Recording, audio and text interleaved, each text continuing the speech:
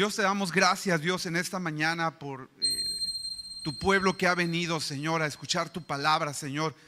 Que sea una palabra de bendición, Señor, para nuestras vidas. Sé, Dios, que esta palabra puede tocar lo más profundo de nuestro ser. Bendigo, Señor, cada familia representada en este lugar y que en la presencia de tu gloria descienda, Señor, momento tras momento, Señor, y que sea abundante en cada uno de nosotros. Te lo pido, Señor, que haya una concentración, que podamos recibir en esta mañana y podamos sacar provecho de tu palabra, Señor, en el nombre de Jesús. Amén. 7 experiencias de Dios en tu vida. De eso voy a predicar, de 7 experiencias que tú debes de tener en tu vida. Si te gusta anotar por ahí, puedes ir tomando nota.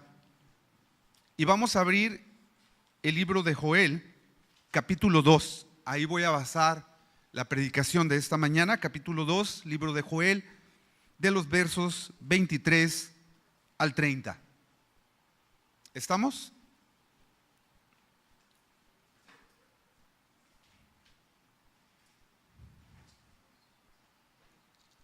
Muy bien. Dice así: vosotros también, hijos de Sión, alegraos y gozaos en Jehová vuestro Dios, porque os ha dado la primera lluvia a su tiempo y hará descender sobre vosotros lluvia temprana y tardía como al principio.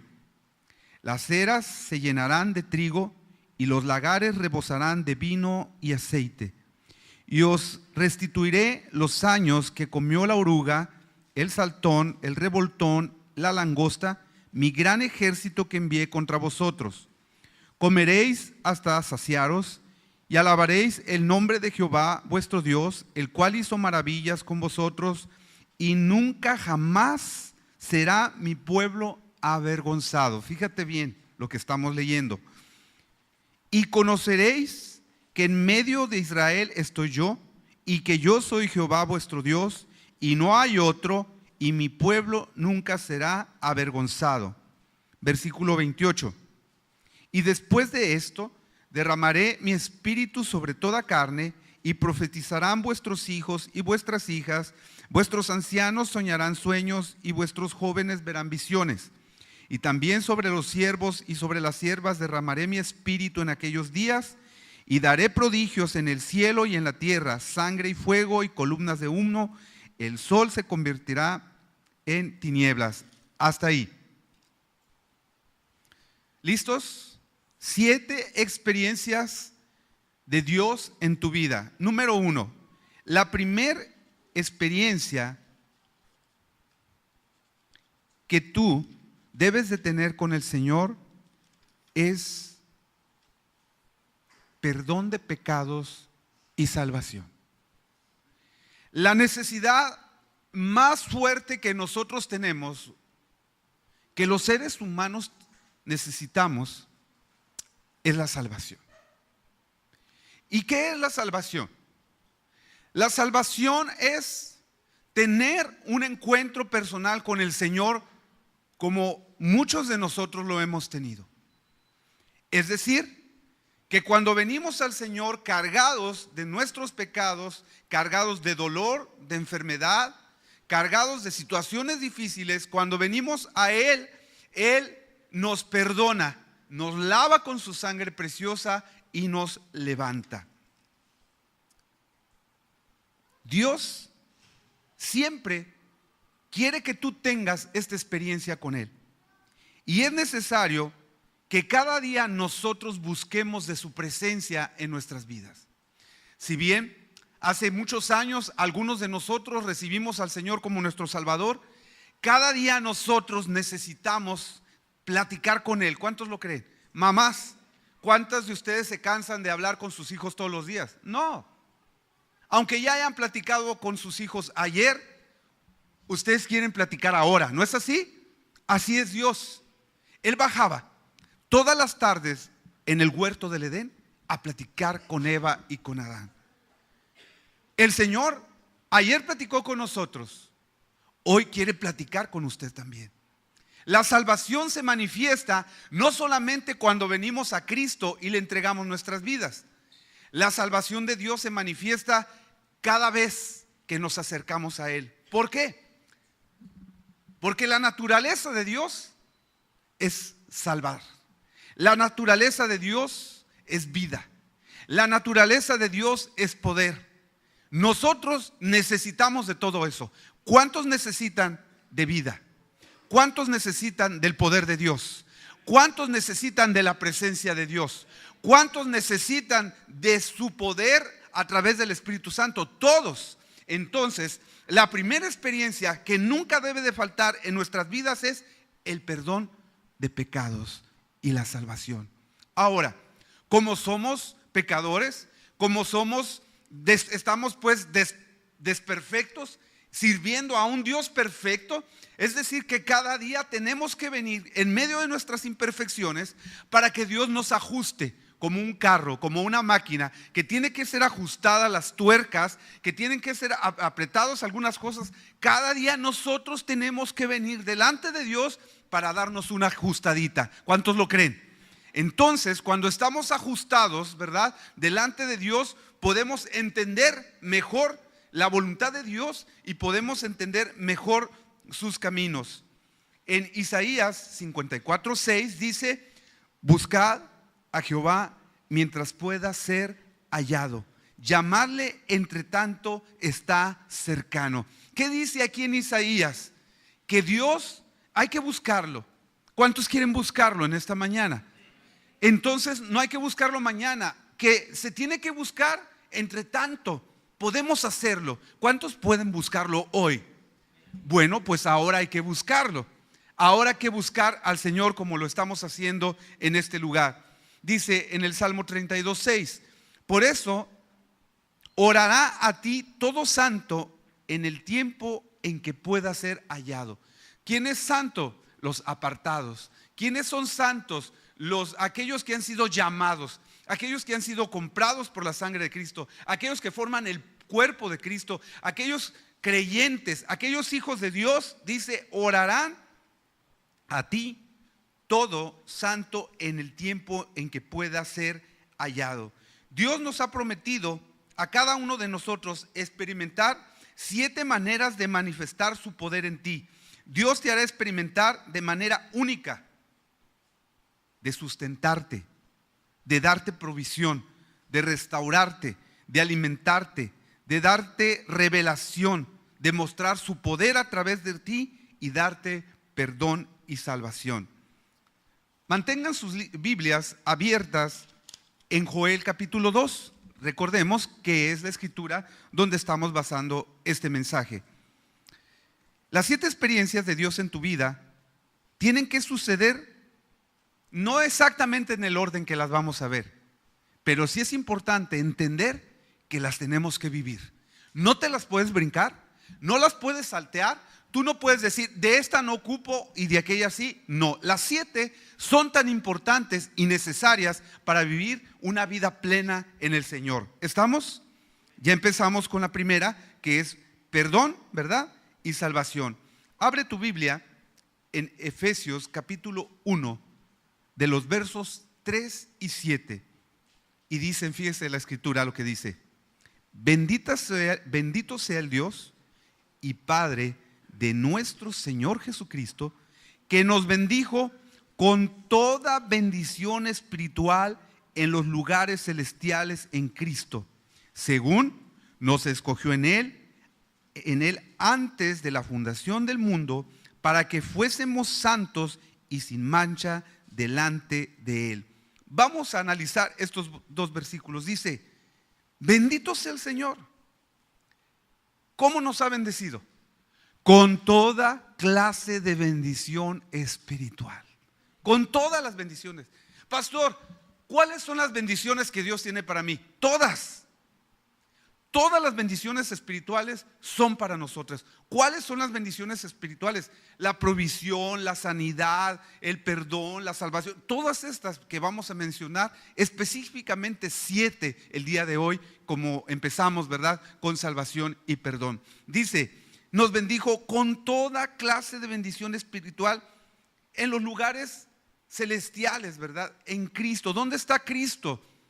Sentado a la diestra del Señor, ¿verdad? Está intercediendo. Hagan de cuenta como que si Cristo va con el Padre y está en esta intercesión que Él hace, agarra todo el bonche de bendiciones y las arroja a tu vida. ¿Cuántos lo creen? Ese es el trabajo de Cristo, ese es el amor de Cristo, que todas las bendiciones que tiene el Padre las arroja sobre aquellos que oran, las arroja sobre aquellos que creen, sobre sus familias y sobre cada uno de nosotros. Por eso dice que Él está en lugares celestiales y según nos escogió. ¿Cuántos escogidos hay aquí? Todos los que estamos aquí, Dios a ti te escogió, ¿verdad? ¿Para qué? Desde antes de la fundación del mundo y para que fuésemos apartados y sin mancha. A ver, señoritas o mujeres o muchachas, señoras, cuando ustedes se compran un vestido bien bonito y les cae chamoy por ahí, ¿cómo se sienten? ¿Verdad que a nadie le gusta traer un vestido manchado? Se siente terrible. Si los hombres andamos ahí en el restaurante tallándonos, ¿no?, la camisa o algo. Bueno, nadie quiere estar manchado. Nadie quiere estar manchado con grasa. A mí, disculpen, se me antojó el chamoy. No lo como, pero es muy escandaloso y, ¿verdad? Y mancha mucho. Entonces, el Señor quiere que andemos sin mancha. ¿Cuántos lo creen? Nos quiere aparte. Y esta situación, esta parte de la iglesia, muchos no la entienden.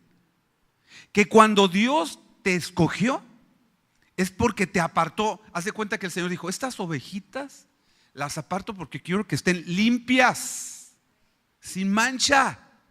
No dice aquí. ¿Para qué nos apartó? Desde antes de la fundación del mundo, para que fuésemos apartados. Santos es apartados y sin mancha. ¿Delante de quién? De Él. Porque esto le importa a quién? A Jesucristo. Es pues para agradar a quién? A Dios. Entonces cuando Dios te aparta para que vivas sin mancha, entonces a los apartados Dios tiene bendiciones especiales. ¿Cuánto lo creen? Este es el esfuerzo de la obediencia y de la santidad que te aparta el Señor para bendecirte.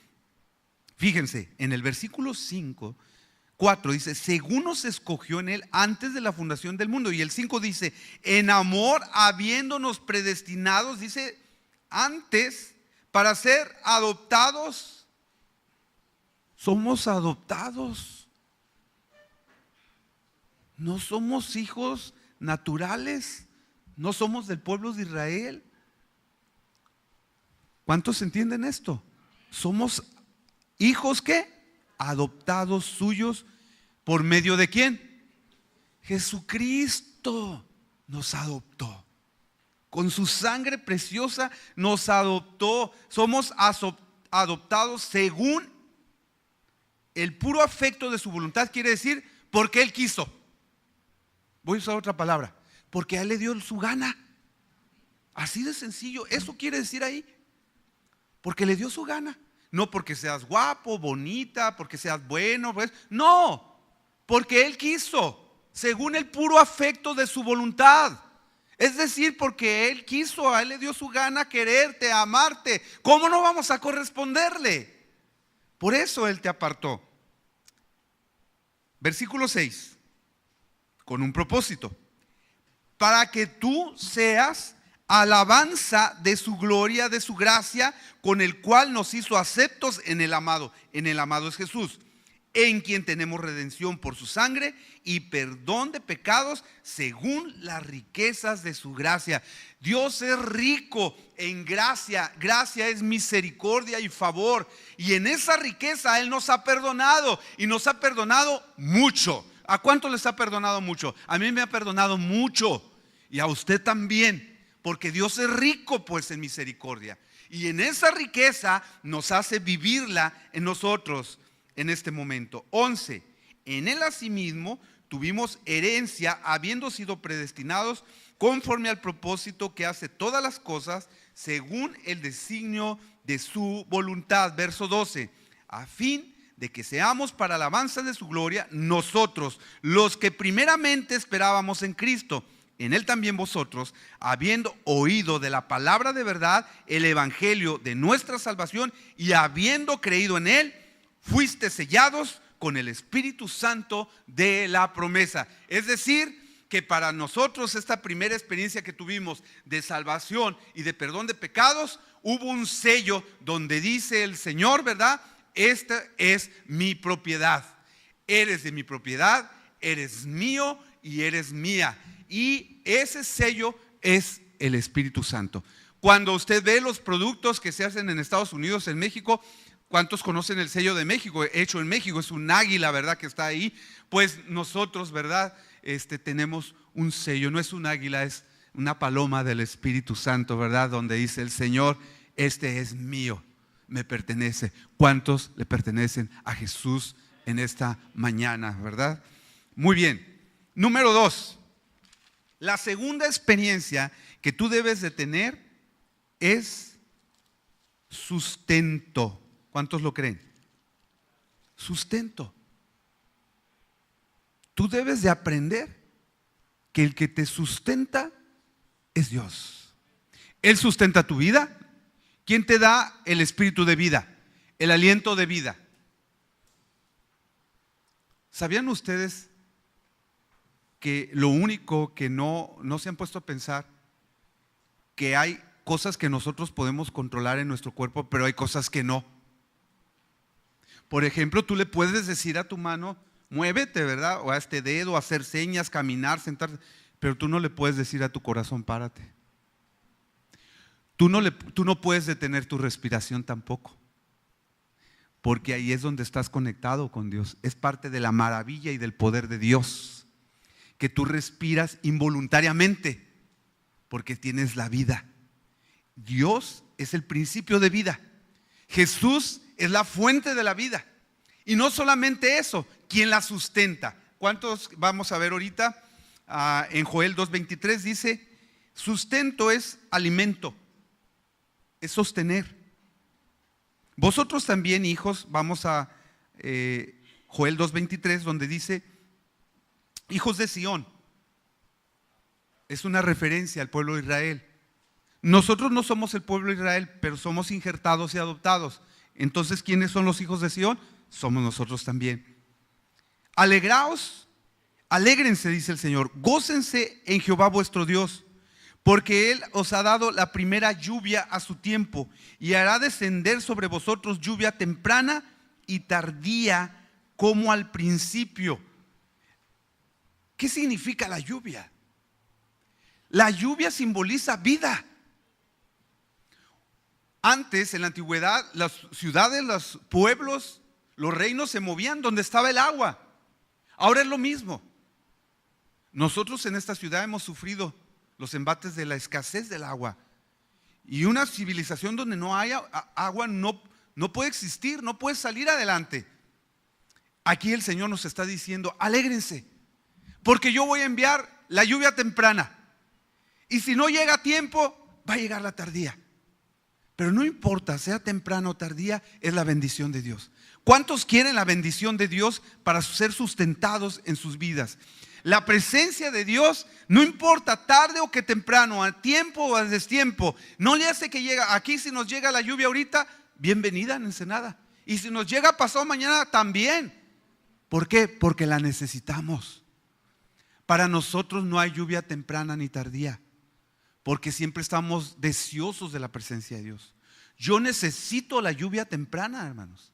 Yo necesito también de la lluvia tardía. Es decir, que en todo tiempo yo requiero de Dios en mi vida para que Él me alimente y me sustente. ¿Cómo fueron alimentados los israelitas en la antigüedad? Éxodo 16, del 13 al 14 dice, Éxodo 16, 13 y 14 dice, y venida la tarde, subieron codornices que cubrieron el campamento, y por la mañana descendió el rocío en derredor del campamento. Y cuando el rocío cesó de descender, he aquí sobre la faz del desierto una cosa menuda, redonda, menuda como una escarcha sobre la tierra, y sabía como a miel, como unas hojuelas. No sé, a veces me pongo a pensar como las azucaritas del cornflakes, ¿no? Que tienen miel, que a lo mejor era así.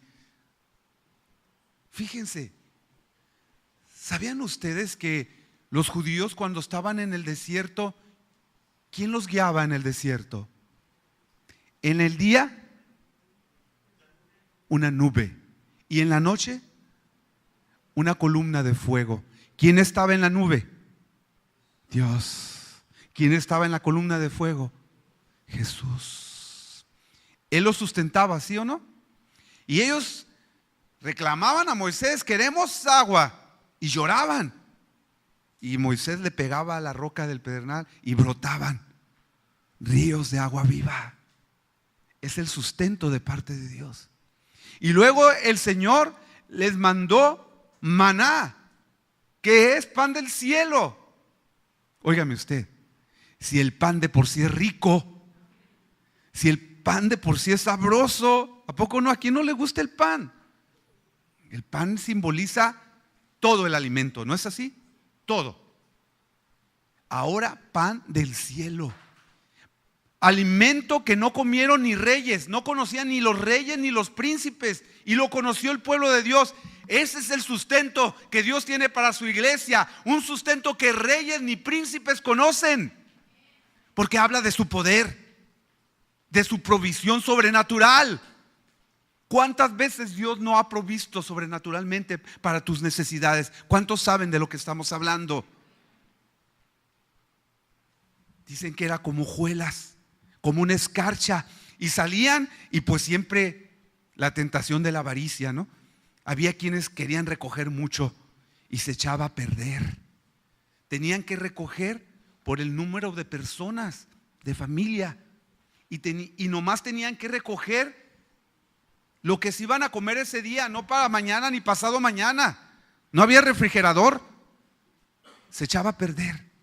Y aquí hay un principio, que en el sustento que Dios nos da debemos de aprender que es cada día. Él dijo: nadie se afane por el día de mañana. Ahora, ¿qué vamos a comer ahora? ¿Qué vamos a vestir ahora? Dios se suple, te sustenta ahora. Y el pueblo judío aprendió esta lección muy difícilmente. Ellos se cansaron del maná.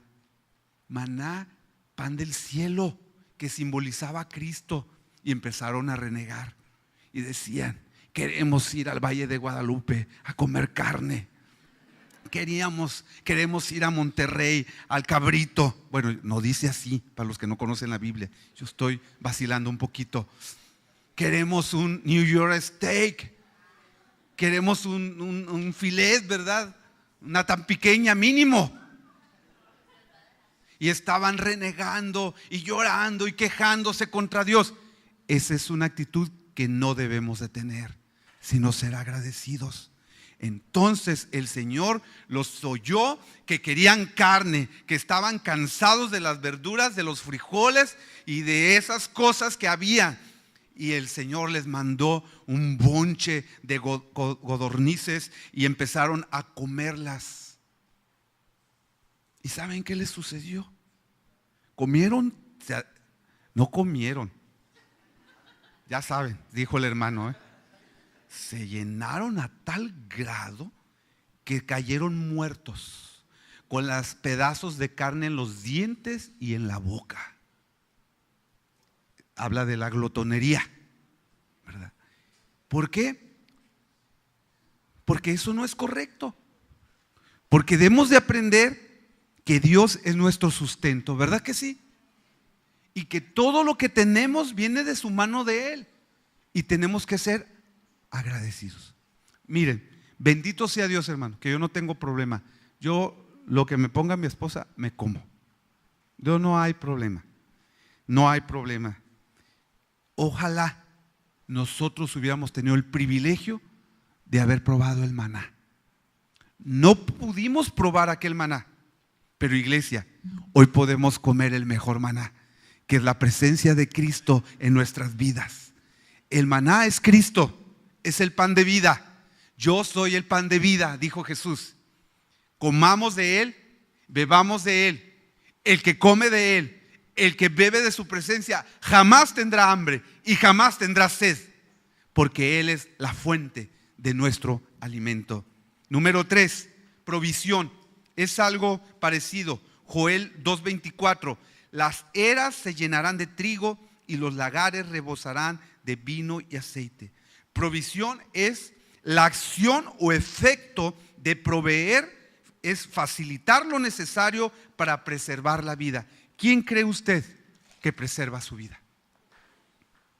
¿Quién cree que le pone los medios y le facilita para que usted... ¿No ha oído, por ejemplo, cuando nos hablamos los señores, ¿dónde andas? Pues ando correteando la chuleta, ¿no? ¿No ha oído usted esa expresión? O ando correteando el pollo, ¿no? O ando corriendo la papa, ¿no? Hemos escuchado, ¿verdad? Es un dicho entre los señores que andan trabajando, ¿verdad? Ahora bien, esa es nuestra parte. Pero Dios provee el talento, la inteligencia, abre puertas, pone las condiciones para cerrar negocios, para trabajar, a unos en unos lugares, a otros según el talento, según la capacidad, porque todos tenemos capacidades diferentes, ¿no es así? Talentos diferentes, unos ganan más, otros menos, no le hacen, no importa, pero todos Dios nos da la posibilidad de traer el sustento a nuestras casas. Él es el que provee, el que facilita, Él es que provee la acción, ¿verdad? Para que nosotros tengamos todo.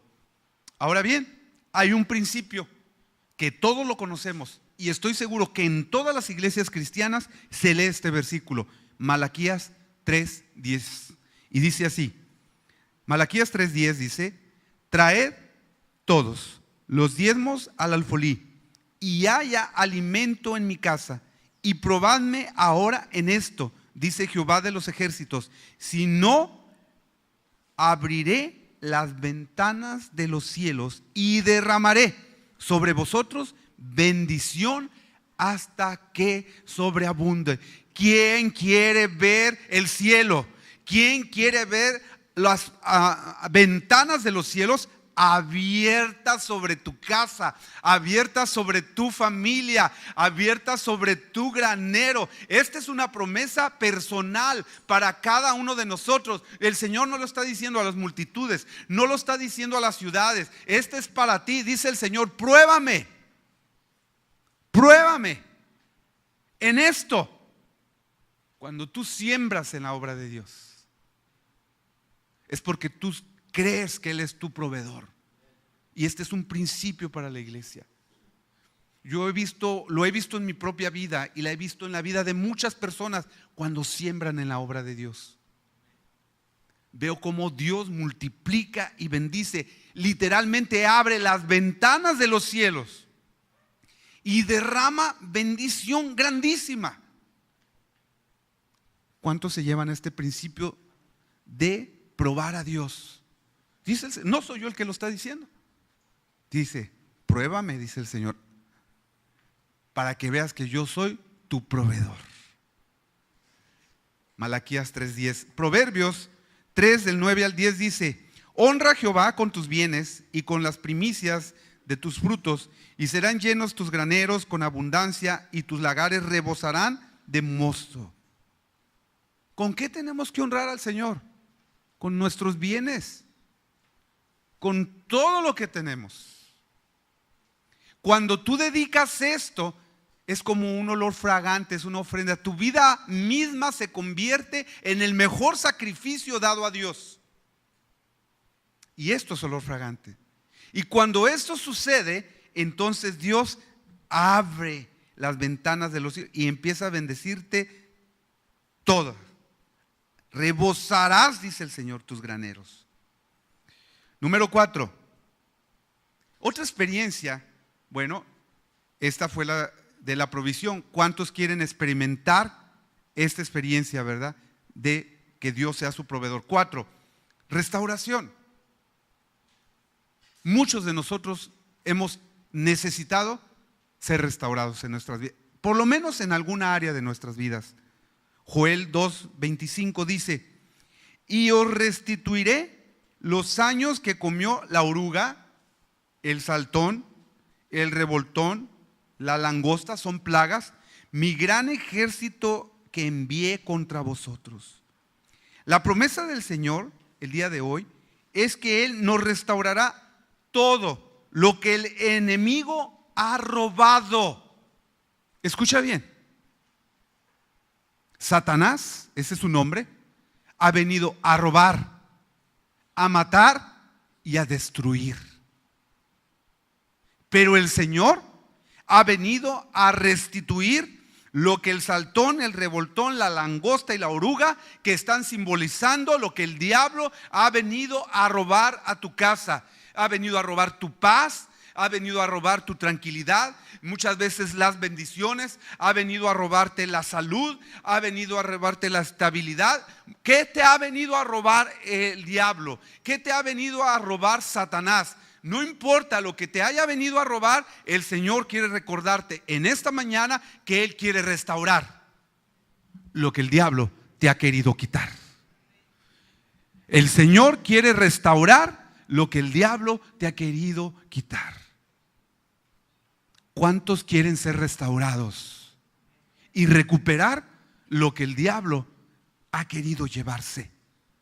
Es una promesa que Dios tiene para la iglesia, el devolvernos. Por eso, para que esto suceda, tenemos que estar parados en su perfecta voluntad, para que el Señor, ¿verdad? El Señor restaure todo lo que el diablo ha querido robarnos. Dice, la Biblia continuamente nos demuestra un Dios que promete restaurar todo lo que se ha perdido. Una vez más, el Señor les prometió que si ellos buscaban y regresaban a Él, Él seguramente restauraría sus vidas, iba a restaurar sus posesiones. El Señor promete avivarlos una vez más, restituirles a ellos la prosperidad y bendición que ellos un día habían disfrutado. Deuteronomio 8:10 dice lo siguiente. Abre tu Biblia, por favor. En Deuteronomio 8:10 dice: y comerán y comeréis y te saciarás y bendecirás a Jehová tu Dios por la buena tierra que te habrá dado. Comer, te saciarás, ¿verdad? Así es. Número 5. El alimento espiritual. Así como requerimos de comer alimento sólido para nuestro cuerpo, requerimos también el alimento espiritual. Usted está aquí porque necesita el alimento espiritual igual que yo. Todos lo necesitamos. Y por eso Dios estableció y constituyó las iglesias. La iglesia tiene un propósito. Dios no llamó a nadie para vivir, ser el llanero solitario y vivir allá solo y leer la Biblia solo y orar solo. No, la iglesia tiene un propósito. Y el propósito es que usted crezca. Y el crecimiento es entre familia. Y en la iglesia es donde Dios es el principio y la estructura que Dios estableció para proveer del alimento espiritual a sus creyentes, a sus hijos y sus discípulos. Por eso tú y yo venimos a la iglesia. Aparte de saludarnos y bendecirnos, venimos a comer el alimento espiritual. Para mí es muy importante el alimento que se comparte en esta iglesia, en nuestra casa. Tanto Alice, que comparte la palabra los miércoles, y un servidor, dedicamos tiempo, horas para preparar el mensaje, ¿verdad? Y buscar el rostro de Dios para que usted pueda recibir una palabra, ¿verdad? Una palabra espiritual, sólida. Una palabra que sea un alimento sólido para su vida. Los niños también, ¿verdad? Obviamente los jóvenes, en cada uno de los ministerios venimos a alimentarnos y a comer esta palabra. ¿Quién puede proveer el alimento espiritual? El Señor. Y vamos a ver esta quinta experiencia. Es una experiencia maravillosa. Usted necesita desarrollar esta experiencia con Cristo, leyendo su palabra, ¿verdad? Pasando tiempo con Dios, pero también asistiendo a la iglesia, ¿no? Como dice la carta de los Hebreos, no dejando de congregarnos como algunos tienen por costumbre. Joel 2:26 dice: comeréis hasta saciaros y alabaréis el nombre de Jehová vuestro Dios, el cual hizo maravillas, y nunca jamás será mi pueblo avergonzado. Vayamos a 1 Corintios capítulo 10. 1 Corintios capítulo 10. Vamos a ver qué dice aquí la palabra de Dios en los versos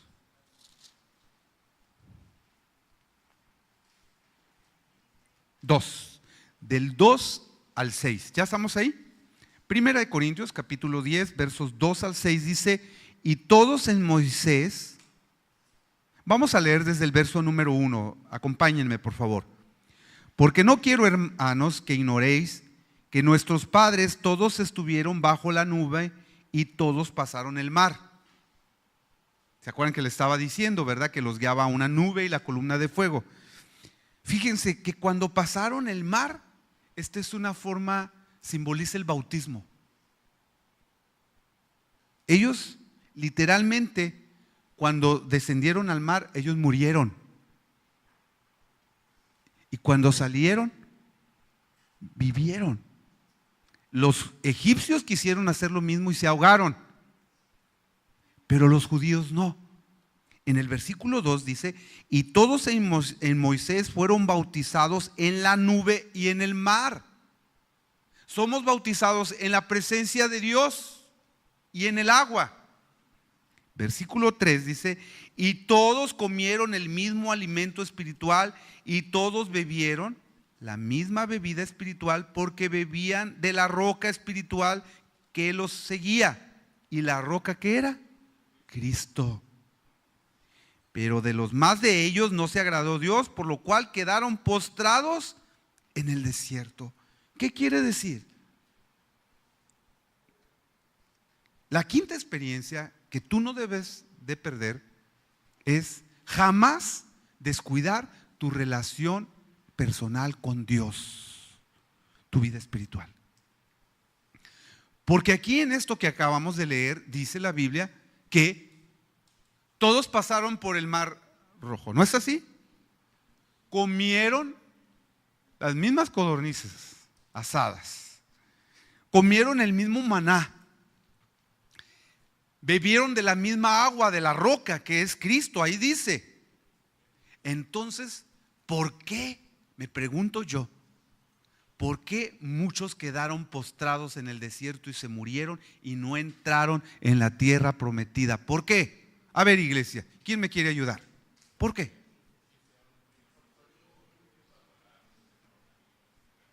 ¿Por qué?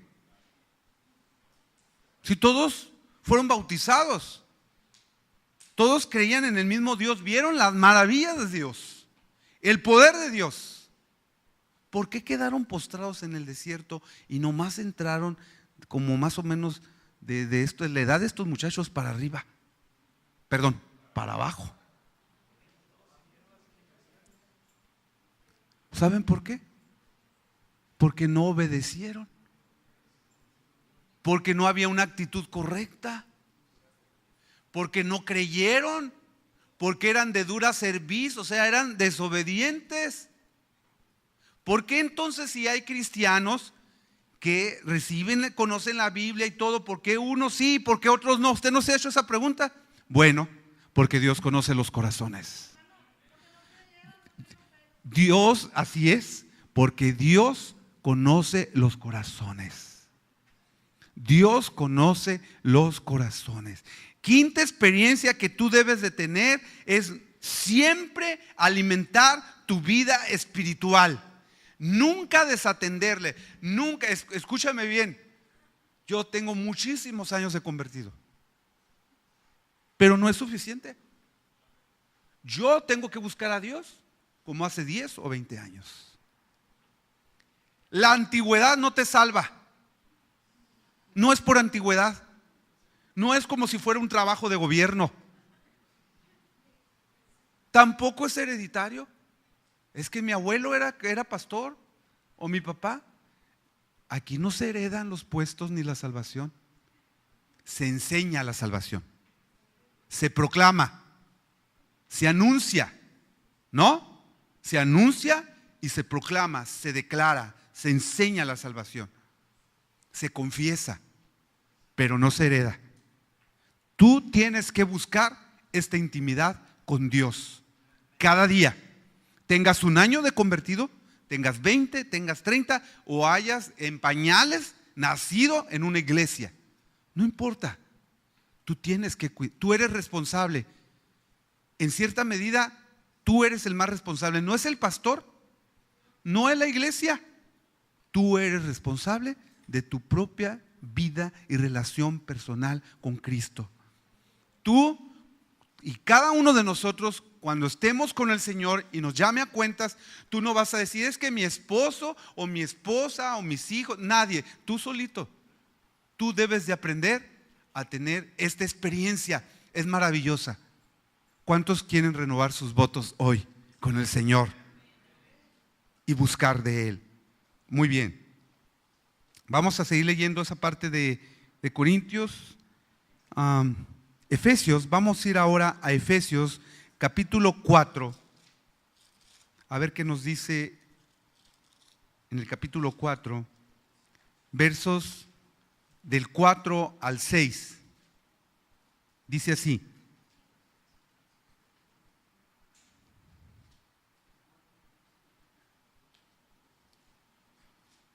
Alimento espiritual dice, hemos creído, formamos, verso 4, un cuerpo, un espíritu, como habéis también, fuisteis también llamados en una misma esperanza. ¿Cuántos saben que tenemos una misma esperanza? Una misma vocación. Versículo 5, un Señor, una fe, un bautismo, un Dios y Padre de todos, el cual es sobre todos y por todos y en todos. Pero a cada uno de vosotros fue dada la gracia conforme a la medida del don de Cristo, ¿verdad? Eso es. Creemos en un mismo Dios, una misma fe, hemos recibido un mismo espíritu, hemos recibido un mismo alimento. Así como los israelitas comieron todos del maná, bebieron todos del agua que salía de la roca, nosotros estamos bebiendo y comiendo, espiritualmente hablando, de un mismo Dios. Número 6. La siguiente experiencia que tú debes de tener en el Señor siempre es la de revelación. Es decir, que Dios tiene que ser revelado a tu vida.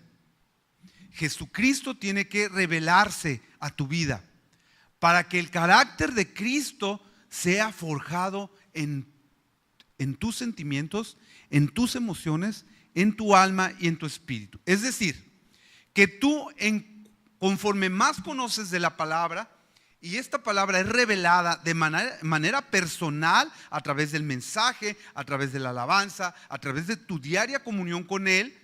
Esto te va a permitir hacer los cambios necesarios, la obra del Espíritu Santo y de su palabra a través de tu vida, que el carácter de Cristo va a ser fortalecido y formado dentro de ti, que al rato, ¿verdad? Cada día, a eso se le llama crecimiento, ¿verdad? A eso se le llama crecimiento, se le llama madurez, y son maduros y crecen aquellos que la palabra de Dios ha sido revelada en sus corazones. Hay personas que tú les dices, les lees, les muestras y no entienden. La palabra tiene que ser revelada, tiene que ser encarnada, rema, ¿verdad? Tiene que encarnar en nosotros. Y cuando la palabra de Dios encarna, tus convicciones se afianzan, se fortalecen y ya nada te puede mover. ¿Por qué? Porque tu fe está encarnada, ¿verdad? Hay una revelación viva de un Dios vivo. No es una religión, no es porque el pastor dice, no es porque en esa iglesia de la esquina de Argenta te dicen así. No, ya hay una revelación de la palabra de Dios en tu vida que te hace pensar, actuar y accionar conforme la voluntad de Dios, ¿verdad? ¿Estamos entendiendo esta parte? Entonces necesitamos que Jesús sea revelado en nuestras vidas. Porque cuando hay una revelación en nuestras vidas, cuando estamos actuando mal o pensando mal, o hay una necedad dentro de nosotros, el Señor quita esos velos que ciegan nuestros ojos. La peor ceguera es el entendimiento, ¿verdad? Y el Señor arranca con su poder la ceguera del entendimiento y trae luz. Trae una luz que ilumina nuestro interior, nuestro entendimiento, y pasa lo que los jóvenes dicen, que es cuando nos cayó el 20, ¿verdad? Ahora sí me cayó el 20, ya entendí, ya comprendí. Es decir, que Dios se está revelando de una manera maravillosa, ¿verdad? Tú vienes a la iglesia, ¿por qué? Pues porque Dios te ha revelado que es necesario para tu vida, que es una bendición para ti estar levantándote y adorando al Señor. ¿Saben una cosa? Hay una gran diferencia en el ambiente de allá afuera, espiritualmente hablando, y cuando entras a la iglesia, espiritualmente hablando. Hay otra intención, hay otro mover. Hay el verdadero gozo, las verdaderas promesas. Cuando uno viene a la presencia de Dios, hay una revelación, y vamos a leer en Joel 2:27, dice: y conoceréis que en medio de Israel estoy yo, y que yo soy Jehová vuestro Dios, el cual hizo maravillas con vosotros, y nunca más serás avergonzado. Es una promesa de que todos aquellos que venimos a su presencia, Él te levantará. No serás avergonzado, serás levantado. ¿A cuántos de los que están aquí Dios ha resplandecido su luz y ha levantado su rostro?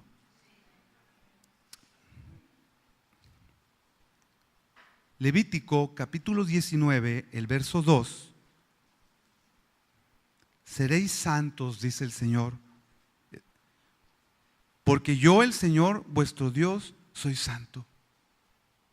¿Quién puede entender la santidad de Dios?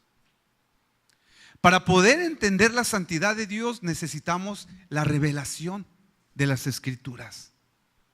Necesitamos la revelación del Espíritu Santo.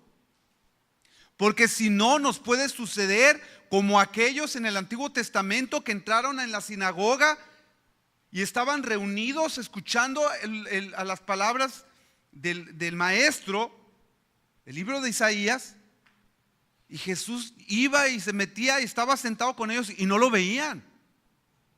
Jesús a veces está tan cerca de nosotros y no lo vemos porque nos falta revelación, nos falta humildad para poder ver que Dios nunca nos deja y que está cerca de nosotros.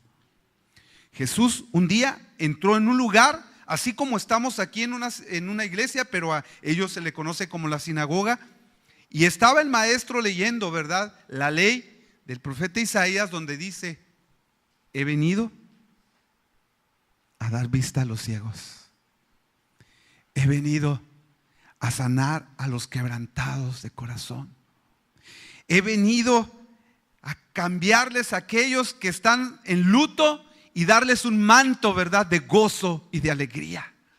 He venido a libertar a los cautivos. Y empezó el discurso del Señor pronunciando sus promesas de salvación. He venido a traer luz a un pueblo que estaba en tinieblas, y la gente se volteaba a ver y a decir: ¿quién es este? No pudieron ver que el que estaba predicando ese día ahí en la reunión no era un maestro cualquiera, no era un predicador cualquiera, era Dios mismo, era Jesucristo. Pero ellos no tenían la revelación del Espíritu Santo, y Jesús les dijo: hoy se ha cumplido esa escritura delante de vosotros. El Espíritu del Señor está sobre mí para traer las buenas nuevas, dijo Jesús. Y todos se maravillaban, decían: nadie nos ha hablado como Él. Oh, ¿quién es este? Pues ni más ni menos que Jesucristo, el Hijo del único Dios verdadero. No había revelación. Si no hay revelación, si no hay espíritu, la palabra mata. La palabra tiene que estar viva. Y lo que le da vida a la palabra es el Espíritu de Dios. ¿Cuántos lo creen?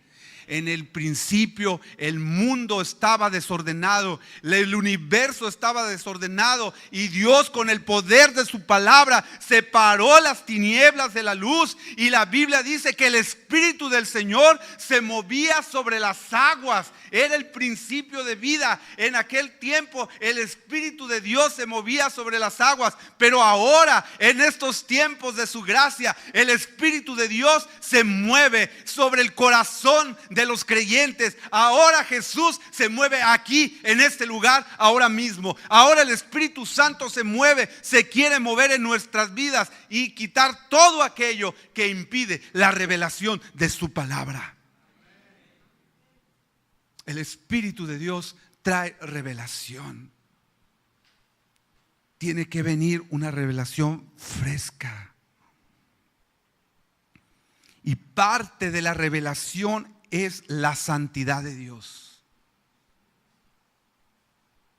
Hay gente que te puede decir que exageras o no exageras, pero si Dios ya se te ha revelado su santidad a ti, Él sabe, tú ya sabes que Él demanda de ti.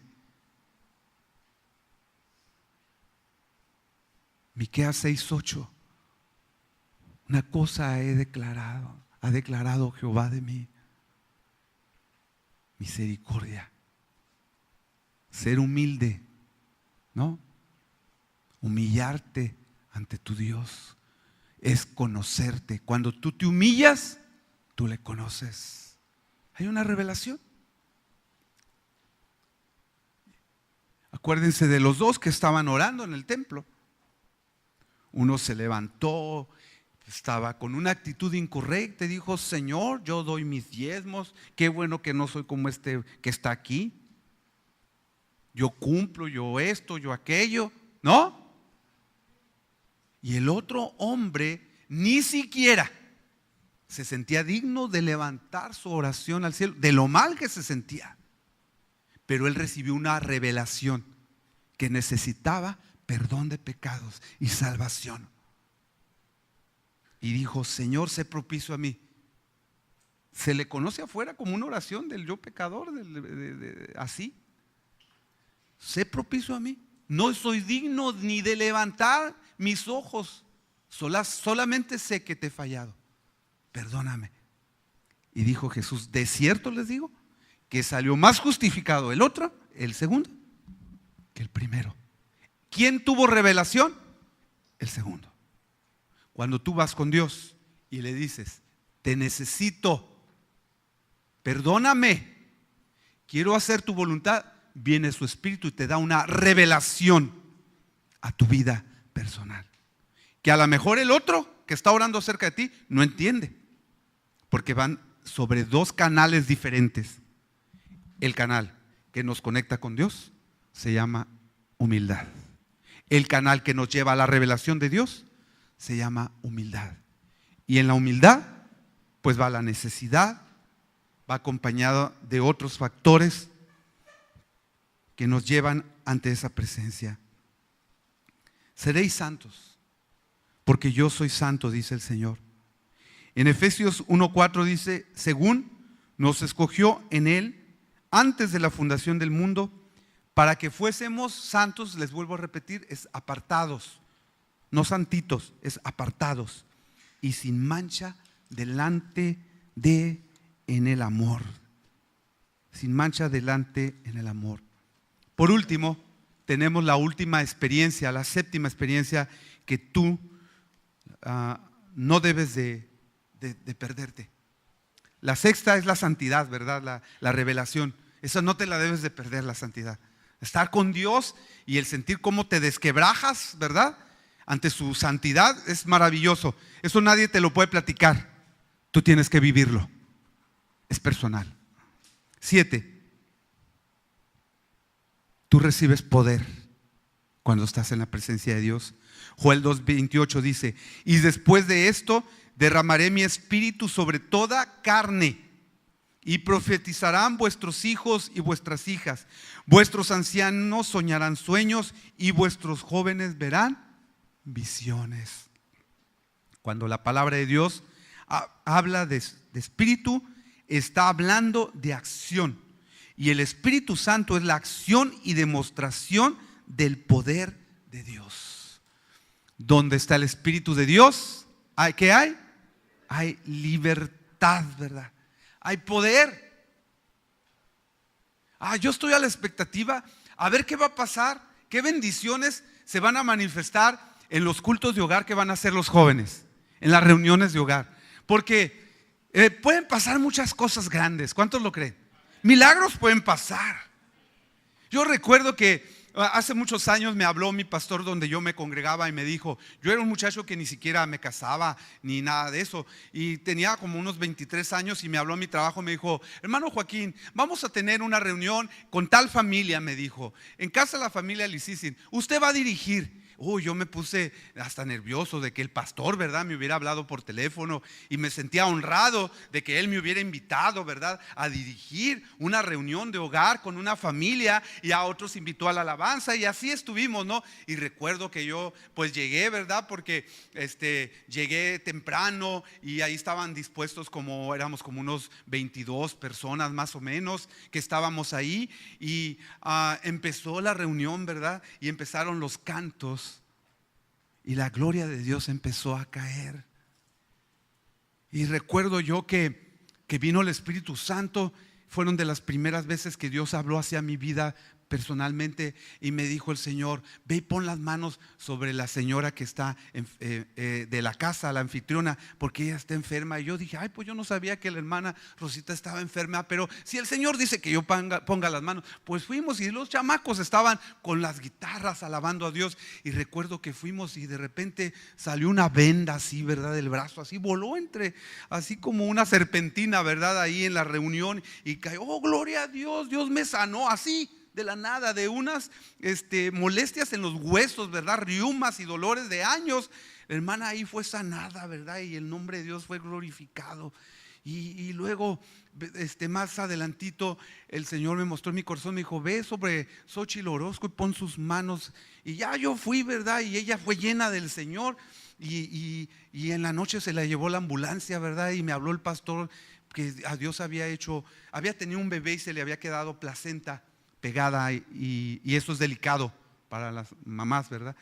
Y pues en la reunión Dios le despegó la placenta, pero ella tenía fiebres ya, y ella había ido, varios enfermos habían ido a esa reunión, y Dios los sanó. ¿Sabes qué? Dios es un Dios sencillo, y quiere hacer esos milagros ahora, los está haciendo ahora mismo, y quiere demostrar su poder en nosotros. ¿Cuántos quieren tener estas revelaciones del poder del Espíritu Santo, verdad, en nuestras vidas? Vamos a orar para que en la iglesia se manifieste cada vez más, ¿verdad?, el poder de Dios en nuestras vidas. Vamos a orar por los jóvenes, vamos a orar por los sugieres, vamos a orar por los maestros de los niños, por cada servidor, por cada familia, para que el poder de Dios sea derramado en nuestros corazones, haya libertad, se rompan cadenas, ¿verdad?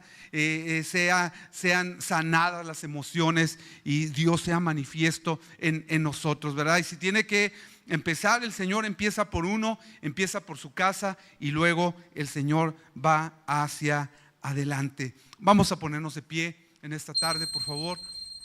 Voy a pedirle a los jóvenes que pasen.